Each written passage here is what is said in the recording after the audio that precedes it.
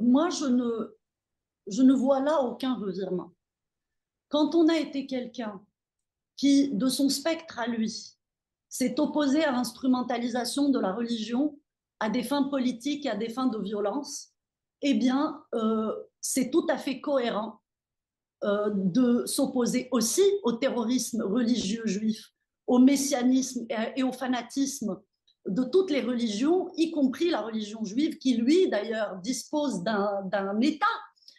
C'est un Daesh qui a réussi Israël, parce que c'est quand même un projet millénariste basé sur l'idée que, en fait, que les écritures religieuses seraient un registre cadastral et sur le fait que Jérusalem appartiendrait aux Juifs et exclusivement aux Juifs. Mais qu'est-ce que c'est que ça? Est-ce que ça, ce n'est pas du fanatisme religieux?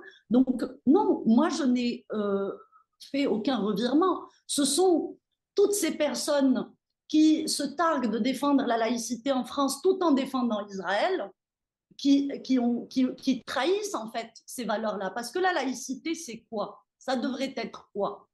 Puisque aujourd'hui en France, on a compris, la laïcité sert uniquement à taper sur une catégorie de la population. Je suis bien obligée de le reconnaître aujourd'hui, même si je me refusais de le voir. Mais la laïcité, c'est quoi? La laïcité, c'est de dire que tout le monde est égal en citoyenneté, que tout le monde a le droit d'avoir la foi, l'eschatologie qu'il souhaite, tant qu'il n'empiète pas sur les libertés des autres.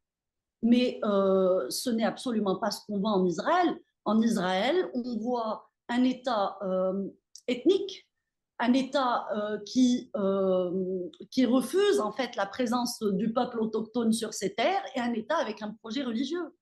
Donc moi, je n'ai commis aucun revirement. Il me semble que ce sont ceux qui prétendent défendre la laïcité tout en défendant Israël qui sont dans une contradiction totale.